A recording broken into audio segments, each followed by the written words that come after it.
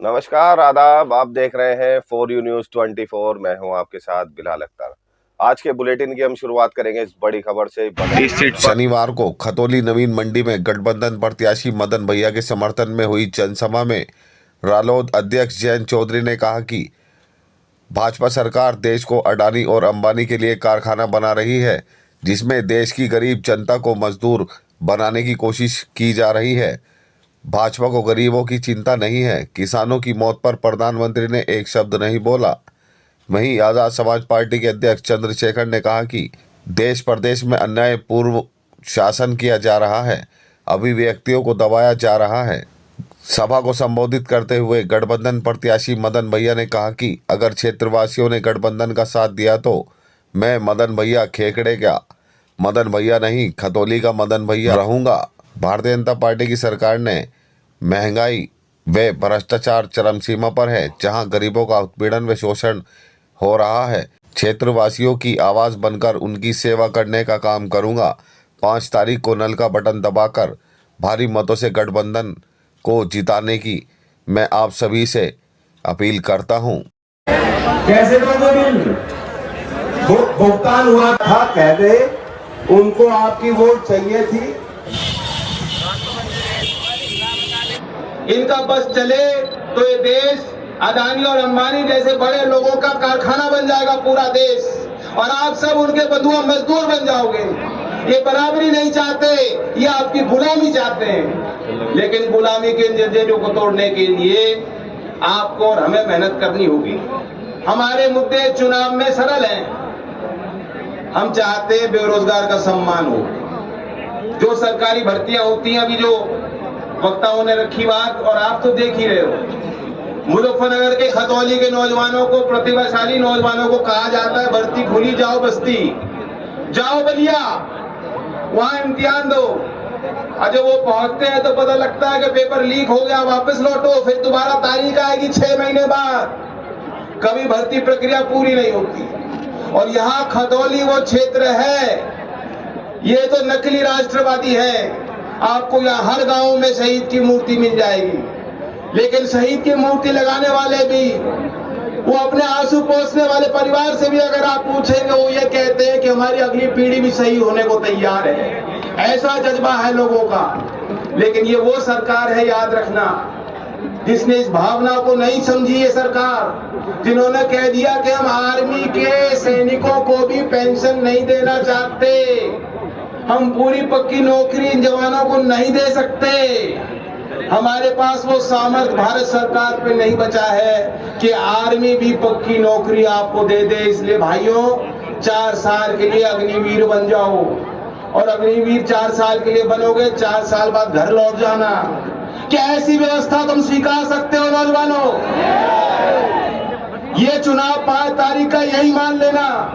आपको बटन नलके का इसलिए ही दबाना है कि दिल्ली में बैठे इनकी आंखें खुल जाए, इनको पता लग जाए कि अग्निवीर हमें पसंद है, स्वीकार नहीं है। गन्ने की बात मैं कह रहा हूं, गन्ने का तो रेट ही भी घोषित नहीं हुआ। दुनिया में ऐसा कोई काम नहीं, दुनिया में ऐसा कोई व्यापार नहीं, दुनिया में ऐसी कोई पूंजी नहीं बन पाती जिसमें जो उत्पादक है वो अपना माल दे दे और उसे मालूम ना हो कि हमें बदले में भाव क्या मिलेगा। कोई काम ऐसा नहीं है। पर खेती में उन्होंने ऐसी व्यवस्था बना रखी है, आज आप गन्ना घेर दो, 20 दिन पहले घेर चुके, मिल चालू चल रही है, उनकी कमाई चालू, उनका मीटर चालू, उनके घर की कमाई चालू। लेकिन आप अपने घर में बैठ के हिसाब भी नहीं लगा सकते कि कितना पैसा कब आएगा, कितना आएगा। आप कार्य मूल चाहते हैं, इसलिए 5 तारीख में हैंडपंप का बटन दबाएंगे। खतौली का उपचुनाव प्रत्याशी जयंत चौधरी जी ने बहुत सोच समझ के दिए। कोई कुछ भी कहता रहे, आपको एक बात याद रखनी है कि गठबंधन का प्रत्याशी हमारा अपना, और जब बात मान सम्मान की हो तो आप लोगों ने कभी मुझे पीठ नहीं दिखाई। आपने हमेशा मेरा मान रखा। मैंने तो मुजफ्फरनगर में भी देखा कि जब जिला पंचायत का चुनाव था, आपने मुझे यहां से 6-6 सांसद मेंबर जिता के दिए, तो मैं इस बात को भूला नहीं। लेकिन आज मैं आपसे कुछ और कहने आया। देश में हालात बड़े खराब, नौजवान परेशान हैं। पहले तो भर्ती नहीं आती, भर्ती आती है तो पेपर लीक हो जाता है। उसके बाद जो थोड़ा बहुत आगे बढ़ने के लिए दलित पिछड़ों को आरक्षण मिला है, उसमें घोटाले हो जाते हैं। आपने 69,000 शिक्षक भर्ती में और दरोगा भर्ती में देखा कि किस तरह ये सरकार जो अहंकार में चूर है, जो अहंकार में इतनी खो चुकी है कि उनको ये भी याद नहीं कि वो नौजवानों के भविष्य को बर्बाद करने में लगे। किस तरह से गरीब माँ बाप, किसान कमेरे लोग अपने बच्चों को पढ़ा लिखा के उम्मीद लगाए बैठे उनको नौकरी मिलेगी। ये पहले ऐसी सरकार है केंद्र में और स्टेट में जिनके राज में नौजवान आत्महत्या करने को मजबूर है। जितना सरकारी सिस्टम है सबको बेच रही है सरकार। अब अमीर लोग तो फिर भी थोड़ा बहुत सरवाइव कर जाएंगे, लेकिन जब मैं गरीबों की तरफ देखता हूं तो एहसास होता है कि गरीबों की तो जेब खाली है।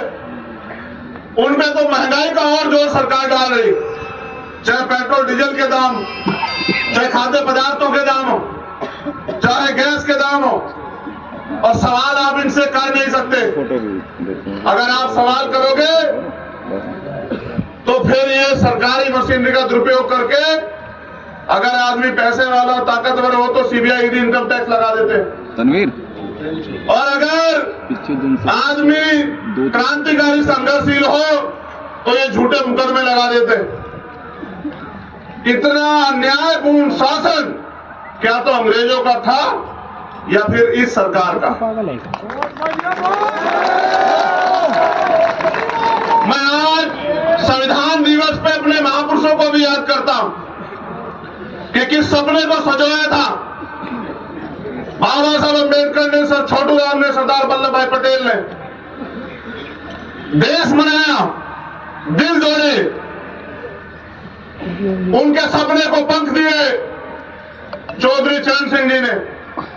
अगर आज थोड़ी बहुत जमीन गरीब कमजोर वर्गों तक पहुंची है तो इसका सबसे बड़ा श्रेय जाता है चौधरी चरण सिंह जी को। मैं जब सरकार के क्रियाकलाप देखता हूं कि एक दिन पहले कोई अधिकारी रिटायर होता है और आप उनको चुनाव आयुक्त बना देते हैं, तो एहसास होता है कि जो आदमी सरकार ने रिटायर कर दिया उसको सरकार दोबारा से अगर बनाएगी तो अपने फायदे के लिए बनाएगी। आज जो ये हालात बने हैं, कहीं ना कहीं इसके जिम्मेदार हम खुद भी हैं, क्योंकि चुनाव के समय ये हमें बांटने का काम करते हैं और हम बच जाते हैं। योगी जी की सरकार में छुट्टा पशु इनके नेताओं की तरह घूम रहे हैं। अगर आप तार बाड़ करोगे तो मुकदमा, अगर आप उनको रोकोगे तो मुकदमा, किसान पराली जला देगा तो मुकदमा, लेकिन अगर किसान मुआवजा मांगे फसल का तो 2-4 रुपए दिखा के उसका मजाक उड़ाते। चुनाव एक ऐसा समय होता है कि आप वोट की चोट से साबित करो कि आपके अंदर कितना दर्द। तो जब 5 तारीख को आप घर से निकलेंगे और खुद नहीं निकलना है, मां को लाना है, बाबूजी को लाना है, दादी को लाना है, दादा को लाना है। आपका वोटिंग परसेंटेज मैं अपने लोगों से कह रहा हूं, सब मेरे लोग हैं, मगर उनसे कह रहा हूं जो मेरे लिए जान देने को तैयार रहते हैं कि आपका वोटिंग परसेंटेज खतौली में सबसे ज्यादा होना चाहिए इस बार। आपके बूथ गवाही देंगे और आपके बूथ ये भी बताएंगे कि क्या मेरे संघर्ष में कोई कमी है क्या, ये आपके बूथ बताएंगे। खतौली का रिजल्ट और खतौली का चुनाव, किसान आंदोलन में शहीद सभी किसानों को सच्ची श्रद्धांजलि होगी। ये जिम्मेदारी आप लोगों के पास। साथियों, देखती है अगर आपने हमारे गठबंधन का साथ दिया, इस व्यवस्था परिवर्तन में सहायक हुए, तो एक वादा और करता हूं, हमें खेपड़े का मदन भैया कहते थे, लेकिन आज के बाद हम खतौली के मदन भैया होंगे।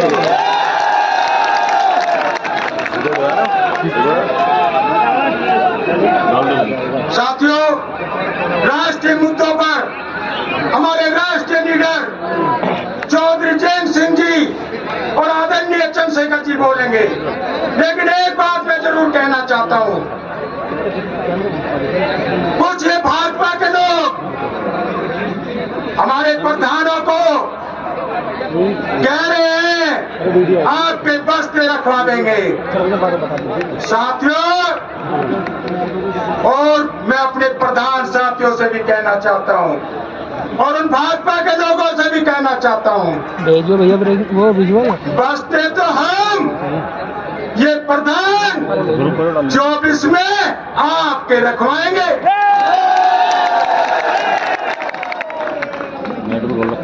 साथियों, ये किसानों के कमेरों की पार्टी है।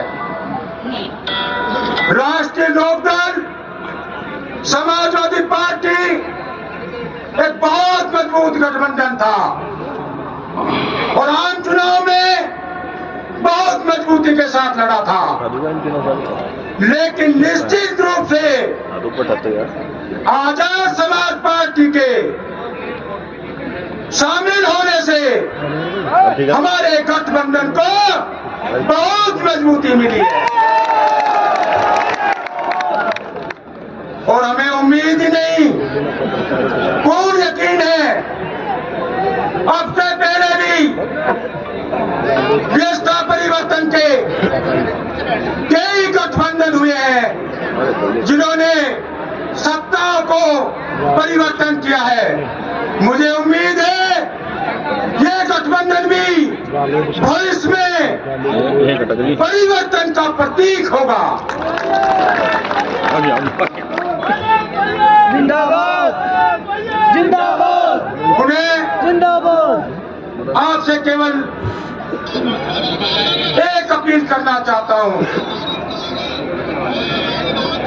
आप जुड़ रहे हैं,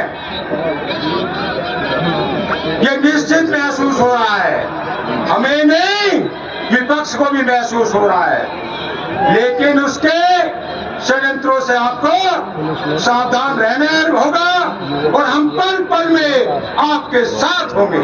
ये अपील की है, अडानी अंबानी की भी बात आई है, गुलामी की भी बात आई है, क्या था? देखिए, आज संविधान दिवस है और भारतीय संविधान में जो आज़ादियाँ हमें दी गई हैं, सामाजिक, राजनीतिक और आर्थिक बराबरी का जो आदर्श संविधान ने स्थापित किया है, जो हमारे देश का संस्कार है, उन बातों को यहाँ जनता के बीच दोहराने का एक शुभ अवसर हमें मिला है। खतौली चुनाव भी संवैधानिक मूल्यों की रक्षा के लिए है। खतौली चुनाव में हम उम्मीद करते हैं कि जिस तरह से विपक्ष को दबाया जा रहा है, सत्ताधारी पार्टी दमनकारी नीति को अपना रही है, किसानों के साथ उन्होंने न्याय नहीं किया, 2 अप्रैल के मुकदमों पे अभी तक गरीब वंचित लोगों के साथ न्याय नहीं किया, ये सारे मुद्दे हमारे चुनाव में रहेंगे। ये जो नया गठबंधन है, जो नया समीकरण बनाया है, क्या इसमें आज जैसा कि यहाँ मदन ने कहा कि पिछले चुनाव में कुछ कसर रह गई थी, लेकिन यहाँ मुजफ्फरनगर में हमेशा ज़्यादा मीठा पसंद करते हैं, तो जब आज़ाद समाज पार्टी का साथ मिल रहा है और उनका सम्मान हम रखेंगे तो आगे और हमारी संभावनाएं मजबूत होती हैं। की बात हुई थी, गुलामी की बात हुई थी। हाँ, हम ये कह रहे थे कि मजबूत लोगों के लिए सरकार काम कर रही है, किसी गरीब के मजदूरी का सम्मान ये सरकार नहीं कर रही। मध्यम वर्ग पे बोझ बढ़ गया है और ऐसे में इनकी व्यवस्था तो ऐसी है कि चंद उद्योगपति देश में रह जाएंगे, वो पूरे देश को उनके लिए कारखाना बना रहे हैं, सब लोग उनके बंधुआ मजदूर हो जाएंगे। ये क्या? जैन जी, एक मेरा सवाल ये है कि जिस तरीके से बीजेपी के नेता आते हैं और मुजफ्फरनगर दंगे का हमेशा जिक्र करते हैं, लेकिन आज जो आपने 2 अप्रैल का और हाथरस का जिक्र किया, इसको उसकी काट माना जाए कि भाई देखिए, उसकी काट मुझे ढूंढने की जरूरत नहीं। यहाँ के लोग बुद्धिजीवी हैं, बहुत नाश कर लिया, दंगे की बात सुन सुन कर नाश कर लिया हमने। अब हम सुनने को राजी नहीं। जो दंगे की बात करेगा उसे मुजफ्फरनगर की जनता बाहर का रास्ता दिखाए।